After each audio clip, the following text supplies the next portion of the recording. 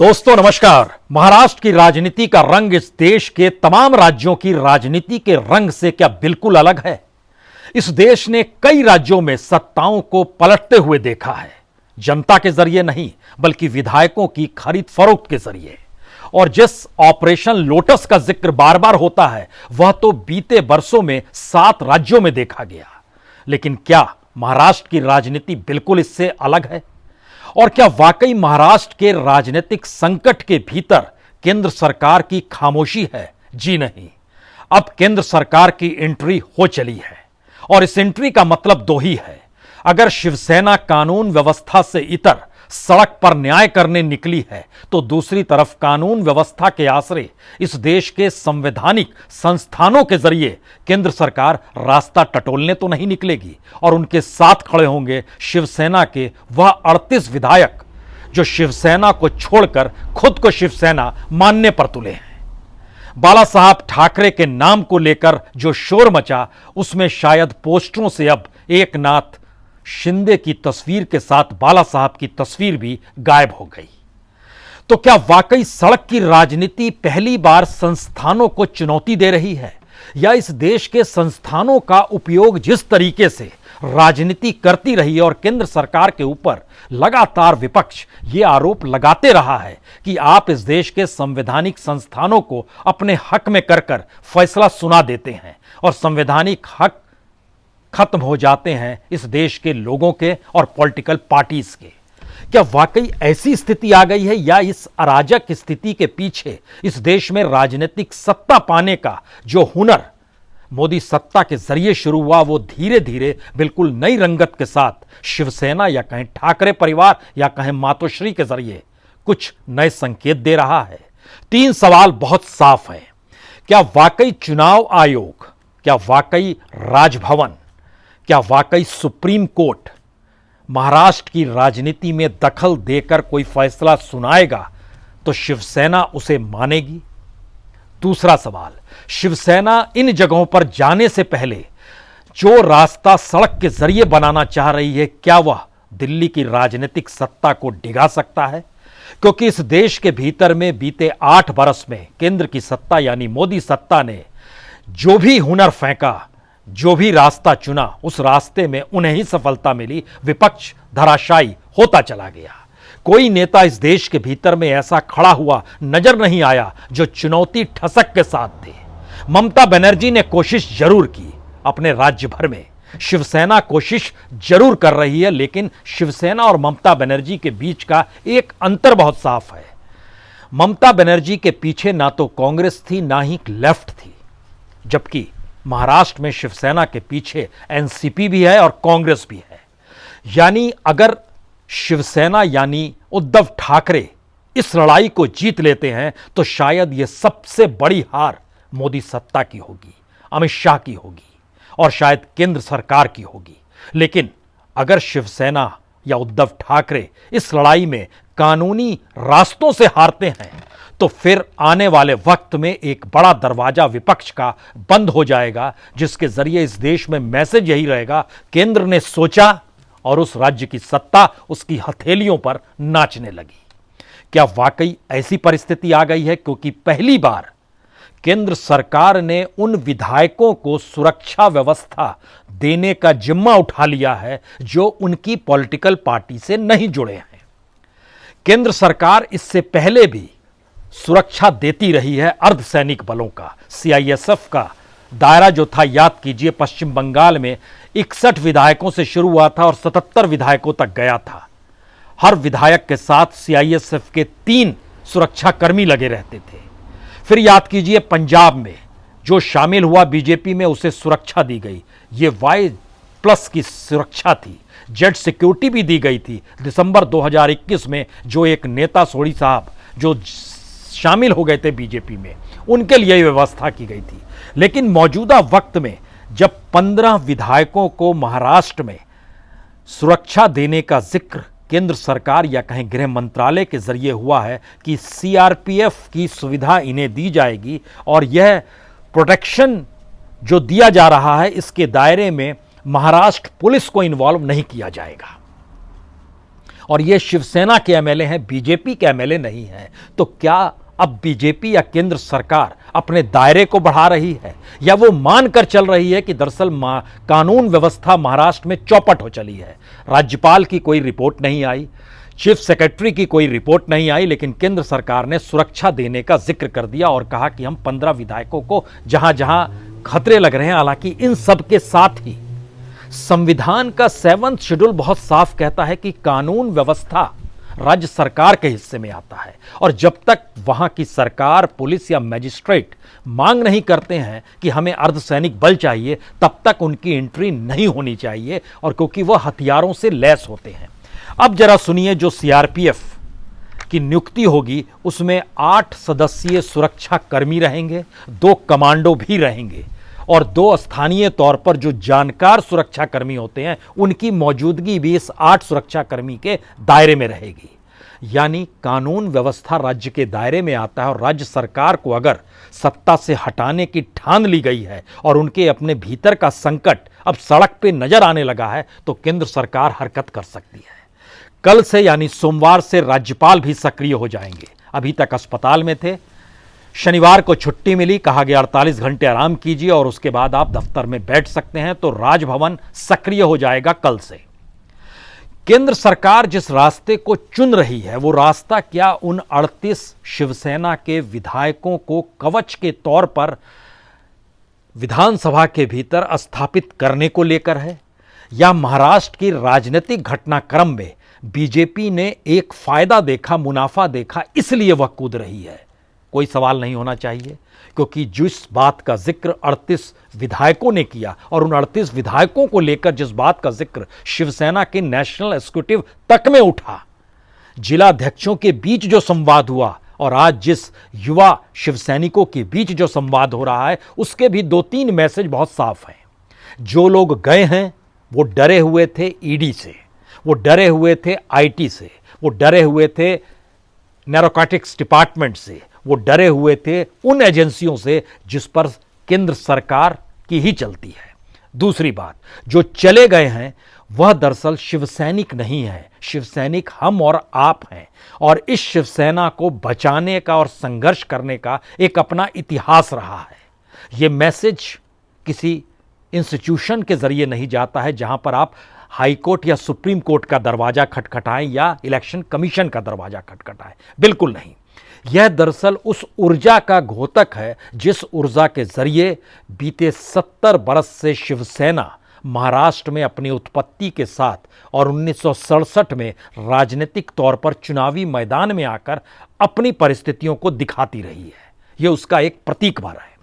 लेकिन इसके आगे का सवाल यह है कि बीजेपी ने अभी तक इस देश के भीतर में किसी दूसरे एमएलए एमपी को जब सुरक्षा नहीं दी, सिवाय बीजेपी के एमएलए एमपीज के, जैसे सुप्रिया सूले जो थे उनको उन्होंने दी थी, जो खास तौर से सुरक्षा दी जाती है, सुप्रिया सूले ना कहें, शुभेंदु अधिकारी को जेट सिक्योरिटी दी गई थी। सीआरपीएफ के नौजवान बाबुल सुप्रियो के साथ हमेशा रहते थे, रूपा गांगुली के साथ हमेशा रहते थे, क्योंकि ममता बनर्जी की वहां लड़ाई लड़ी जा रही थी। यहां पर सबसे बड़ा सवाल यही है कि अगर किसी भी राज्य में कोई व्यक्ति उस पॉलिटिकल पार्टी से निकल कर आता है, तो क्या राजनीतिक सुरक्षा और अर्धसैनिक बलों की सुरक्षा देने का काम इस देश के गृह मंत्रालय का है क्या, जब वहां की इजाजत नहीं दी जा सकती है कानून व्यवस्था के मद्देनजर? दूसरी बात, जो कानून व्यवस्था संभाले हुए शिवसेना है, क्या उसके लिए यह उचित अब आके वक्त आ गया है जहां पर वह अपने शिवसैनिकों को राज्य भर में सक्रिय कर दे, और जिन शब्दों का इस्तेमाल करे वह यकीनन सुलगते हुए बम पर बैठने की परिस्थितियों में महाराष्ट्र को लाकर खड़ा कर देने की सोच हो, जहां पर उसके पास अभी भी पुलिस अधिकारी राज्य सरकार के आदेशों का पालन करेंगे? तो क्या इस दौर में मैसेज बहुत साफ है कि जो संवैधानिक संस्थान हैं वह सिर्फ सत्ता की सुनते हैं, जो केंद्र सरकार के अधीन है वो केंद्र की सत्ता के सुनेंगे, और जो राज्य के अधीन है वो राज्य की सत्ता के अनुकूल सुनेंगे। लेकिन अगर राज्य सरकार कमजोर हो चली है, सत्ता जा रही है, तो पुलिस और नौकरशाही भी शिफ्ट हो जाएगी। मैसेज ये भी है, यानी कानून के जिस राज को खोजा जा रहा है वह कानून का राज एक झटके में राजनीतिक सत्ता की ताकत के इर्द गिर्द ही घुमड़ते हुए नजर आता है और कानून तभी काम करना शुरू करता है जब राजनीतिक सत्ता कहे हम हैं और हमारे साथ रहोगे तो सुविधा में रहोगे और तुमको प्रमोशन भी मिल जाएगा और बेहतरीन पद भी दिया जाएगा। दूसरी तरफ विधायकों को लेकर जो सवाल है, अगला सवाल हमें लगता है तुलना आज जरूर बंगाल से करनी चाहिए। बंगाल के भीतर ममता बनर्जी ना सिर्फ अपने एमएलएस को संभाल ही रही, जबकि शुवेंदु अधिकारी वहां से निकल कर आए। एक बड़ी तादाद में टीएमसी के विधायक भी शिफ्ट हुए, लेकिन एक एक करके जीतने के बाद भी सभी को वापस लौटना पड़ा और बड़ी ताकत के साथ वहां पर ममता बनर्जी चुनाव जीत कर आई। इस नब्ज को पकड़ने की कोशिश कीजिए। उद्धव ठाकरे हर हाल में चाहते हैं अब अगर सत्ता जाती है तो विधानसभा नहीं, जनता के बीच जाना होगा और जनता के बीच जाने का रास्ता सड़क से होकर ही जाता है।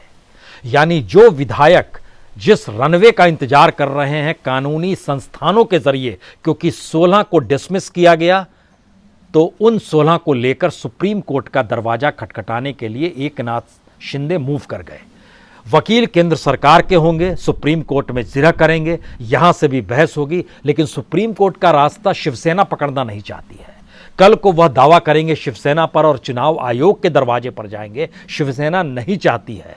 मौजूदा वक्त में उद्धव ठाकरे चाहते हैं सड़क के रास्ते ही अगर निकलना है तो ऐसी परिस्थिति राज्य में अब खड़ी होनी चाहिए जहां पर उनकी सत्ता गई तो चुनाव हो।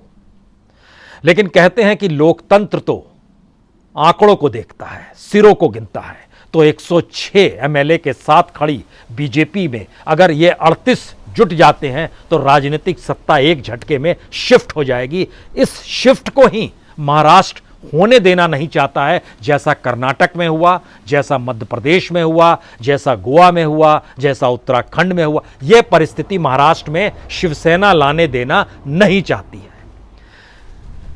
होगा क्या जब केंद्र की एंट्री हो गई तो होगा क्या? राजभवन कल से सक्रिय हो जाएगा। कानूनी तौर पर सुप्रीम कोर्ट में तुरंत इसकी सुनवाई लग जाएगी कि जो 16 को माना गया है कि अब वह शिवसेना के हिस्से में नहीं आते हैं और उनको डिसमिस क्यों ना किया जाए, नोटिस भेजा गया है। कल शाम 5:30 बजे तक उनको जवाब देना है। उनका कहना है 7 दिन का जवाब देने का वक्त चाहिए। 7 दिन के वक्त का मतलब है कि क्या अब कानूनी रूपरेखा जो बना रही है केंद्र सरकार वह 7 दिन के वक्त के दायरे में बना लेगी, या कल सुप्रीम कोर्ट एक झटके में फैसला भी दे देगी कि दरअसल 7 दिन का वक्त दिया जाए, या इतने झटके में 48 घंटे के भीतर में जिन विधायकों को आप हटाते हैं उन विधायकों को लेकर आप फैसला नहीं सुना सकते हैं। क्या यह स्थिति आएगी? आ सकती है। लेकिन 2 सवाल बार बार हर जहन में बार बार आने चाहिए। शिवसेना राजनीतिक तौर पर अभी सत्ता में है, कांग्रेस उसके पीछे खड़ी है, एनसीपी उसके पीछे खड़ी है, और महाराष्ट्र की राजनीतिक सत्ता में शरद पवार का कद और शिवसेना के शिवसैनिकों की ताकत, इससे हटकर महाराष्ट्र की राजनीति ने कभी नहीं राजनीति की है। यानी 1960 जब आंदोलन चला था, संयुक्त महाराष्ट्र को लेकर आंदोलन चलाया गया था, हम 60 के दशक का जिक्र आपसे कर रहे हैं, तब से लेकर आज तक की परिस्थिति में शरद पवार की गैर मौजूदगी और शिवसेना की गैर मौजूदगी का एहसास महाराष्ट्र की राजनीति में कभी नहीं हुआ है। और इसी को दफन कर देने की स्थिति में बीजेपी खुद को लाना चाहती है, क्योंकि बीजेपी को पता है नर्व सेंटर गुजरात है, इस देश का नर्व सेंटर अब कॉरपोरेट है, इस देश का नर्व सेंटर अब वह पूंजी और वह व्यापार है जो मुंबई के रास्ते होकर गुजरता है, महाराष्ट्र के रास्ते होकर गुजरता है, और इंटरनेशनली या अंतर्राष्ट्रीय तौर पर जो निवेश भी आता है उस निवेश को भी जो जमीन चाहिए वो महाराष्ट्र की जमीन ही उसे चाहिए। तो क्या इस रास्ते को बनाने के लिए केंद्र की एंट्री सुरक्षा देने के साथ शुरू हुई है? कल सुप्रीम कोर्ट में नजर आएगी, परसों राजभवन में नजर आएगी, उसके बाद चुनाव आयोग के दफ्तर में नजर आएगी। यह 7 दिनों की पूरी प्रक्रिया के साथ शिवसेना इन 7 दिनों में क्या करेगी? शिवसैनिक तमाम एमएलएस के घर दफ्तर वहां तक पहुंच रहे हैं। राज्य भर में प्रदर्शन शुरू हो गए हैं। वो औरंगाबाद हो, वो नांदेड़ हो, वो नासिक हो, वो पुणे हो, वो कल्याण हो, वो डोंबिवली हो, वह उल्लासनगर हो, वो मुंबई शहर हो, वो दादर का इलाका हो, तमाम जगहों पर चीजें इंप्लीमेंट की जा रही है। और इन सब के बीच एक एमएलए और जब चले जाते हैं जो कैबिनेट रैंक के हैं, मुंबई से चले जाते हैं सावंत गुवाहाटी, तो एक मैसेज और निकलता है, क्या वाकई शिवसेना की डोर ठाकरे परिवार से कोई खींच चुका है? और ठाकरे परिवार आखिरी लड़ाई उस अस्तित्व की लड़ने के लिए अब सड़क पर आकर खड़ा हो गया है, जहां पर वो चाहता है कि जो शोर, जो हंगामा बाला साहब ठाकरे के दौर में शिवसैनिकों का मुंबई की सड़कों पर रहता था, अब वो महाराष्ट्र की सड़कों पर नजर आए। क्या ये सफलता मिल सकती है? हो सकता है। शिवसैनिकों की तादाद कम नहीं है महाराष्ट्र के भीतर में, और सबसे बड़ी बात यह है कि जिस राजनीतिक सत्ता को बीजेपी ने संभाला है वह बिना शिवसेना के नहीं संभाला है। वो 1995 का जिक्र हो या देवेंद्र फडणवीस का जिक्र हो, तो शिवसेना भी इस बात से वाकिफ है कि अभी राजनीतिक जमीन बीजेपी के उन नेताओं की इतनी पुख्ता नहीं हुई है जितनी पुख्ता शिवसैनिकों के जरिए शिवसेना की जमीन राजनीतिक तौर पर मजबूत है। तो क्या शिवसेना ये चाहती है कि बीजेपी से जुड़े हुए नेताओं को भी अब टारगेट पर लेने का वक्त आ गया है? क्योंकि शिवसेना को अपने साथ ले जाने की स्थिति में बीजेपी आ गई, केंद्र की सत्ता का एंट्री हो गई उसमें।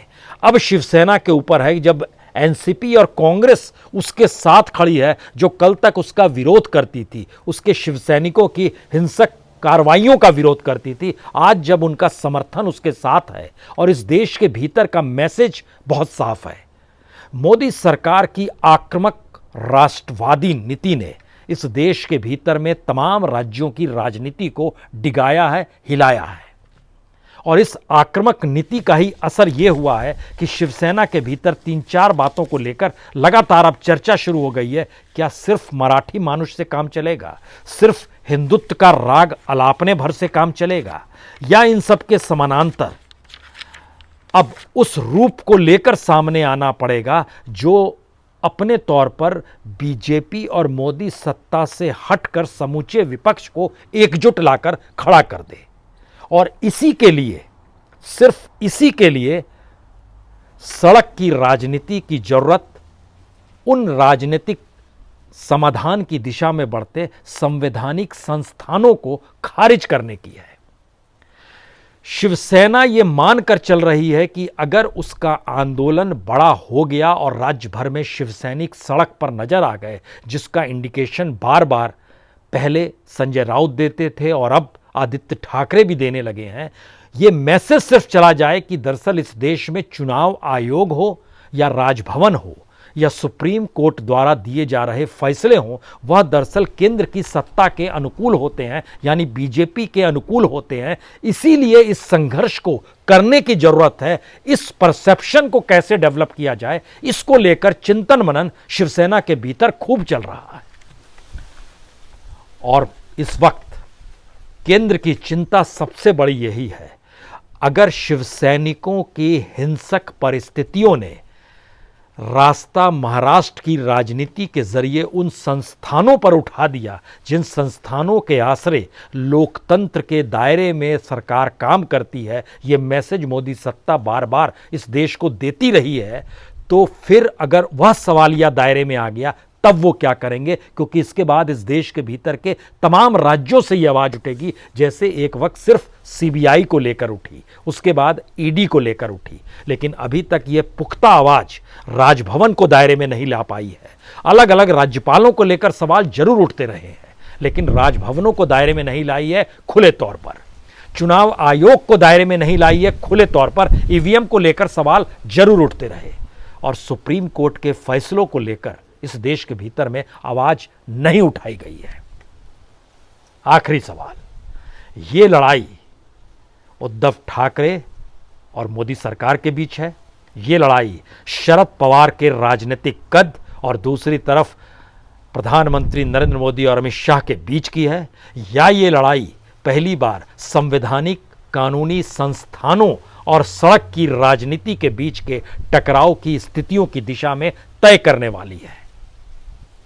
इस तीसरे सवाल पर हमेशा गौर कीजिएगा और आने वाले वक्त में यही वो राजनीति है जो मुंबई की सड़कों पर अभी नजर आ रही है और छिटपुट महाराष्ट्र के कई राज्यों में नजर आ रही है। ये राजनीति क्या इस देश में लोकतंत्र को नई परिभाषा देगी? ठीक उसी तरीके से जैसे लोकतंत्र को नई परिभाषा मोदी सत्ता ने यह कहकर दी कि 1975 में इमरजेंसी लगी थी, अब कोई इमरजेंसी नहीं है। बहुत बहुत शुक्रिया, बहुत बहुत शुक्रिया।